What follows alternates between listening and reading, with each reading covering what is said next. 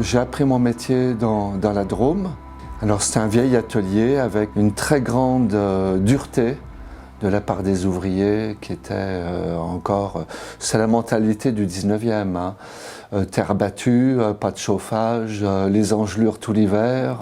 Mais un patron au 19e, il avait été ouvrier, hein, généralement tourneur, et donc il était capable de faire absolument tout.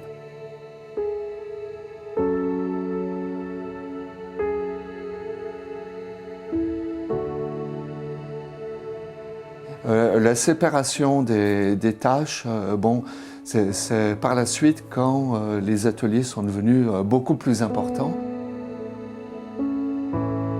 Ce patron, c'est un esthète. Il m'a appris des choses qui sont de l'ordre de l'impalpable et de l'inexplicable, de l'ordre de l'esthétique de la pièce et toute l'histoire, tout ce qui se rattache à la pièce ancienne. La fabrication de pièces qu'on fait soi-même et les pièces anciennes, pour moi, c'est indissociable.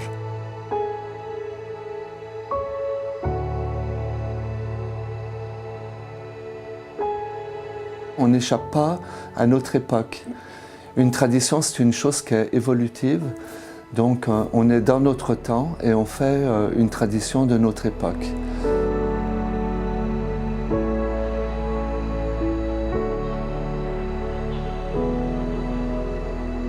En Savoie, c'est la religion catholique qui a imprégné, et effectivement, il y a une gaieté qui est absolument fabuleuse. Cette tradition, elle est tout à fait à part des autres traditions de poterie d'autres régions. Il y a une richesse absolument extraordinaire, tant d'un point de vue typologie, forme des pièces et autres, que la richesse des décors. Pour quelles raisons autant décorés alors qu'ils n'étaient pas du tout obligés de le faire. Avec les maigres moyens qu'on avait, on a réussi à réunir une collection de 3000 pièces qui vont de la période médiévale jusqu'au début du XXe. La très grande variété en fait des pièces, ça correspond à une chose, c'est que imaginez que les familles étaient très très nombreuses. Et donc chaque personne de la famille avait son pot avec son décor.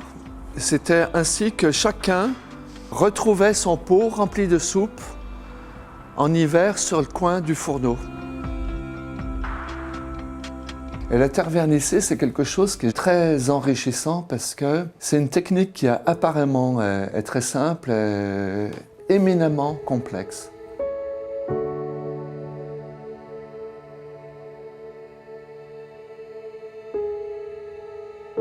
Et notre production, bon, c'est extrêmement éclectique.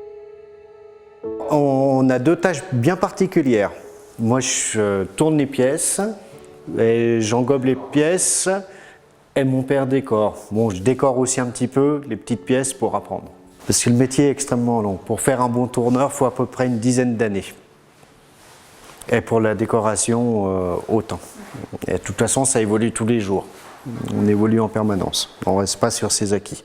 C'est très, très technique. En fait, ça ne paraît pas. C'est de la concentration alliée à de la technique et puis aussi, surtout, le poids de la terre. Et après, le but du jeu, c'est de reproduire à l'infini la pièce. Toujours avec le même poids de terre et la même finesse. Le tour, bon, c'est un tour traditionnel. Et après, on a nos différents outils. La règle, les steaks. Les steaks servent à lisser la pièce et donner la forme. Après, on a notre trusquin pour donner la hauteur et la largeur pour avoir quand même un repère. Parce qu'on ne peut pas être précis si on n'a pas de repère. Et puis l'aiguille pour enlever les bulles d'air et les impuretés. Et les mains. Et puis aussi le cerveau. Parce que c'est important d'allier tout.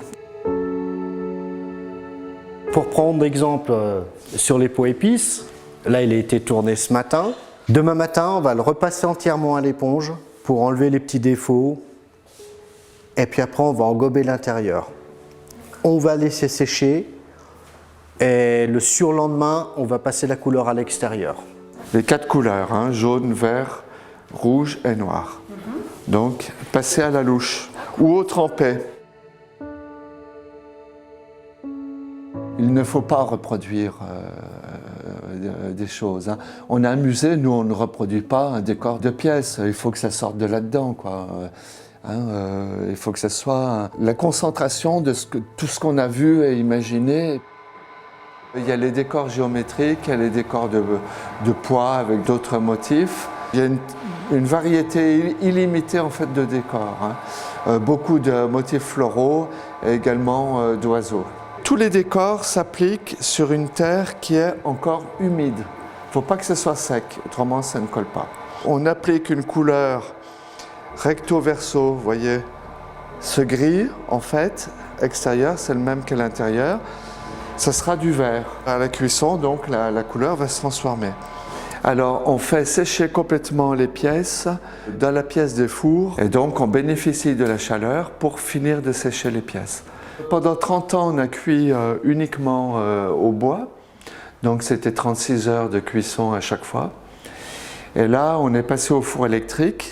Vous voyez que tout est blanc à l'intérieur et tout, donc, à 1000 degrés, va se transformer. Le blanc, c'est l'émail. L'émail va fondre et va faire apparaître tous les décors. Là, tout est terminé en fait. Hein. On va cuire, on va mettre une douzaine d'heures pour monter à 1000 degrés. On va rester quelques heures pour faire un palier et on va laisser refroidir 3 jours. Au bout de 3 jours, on ouvrira.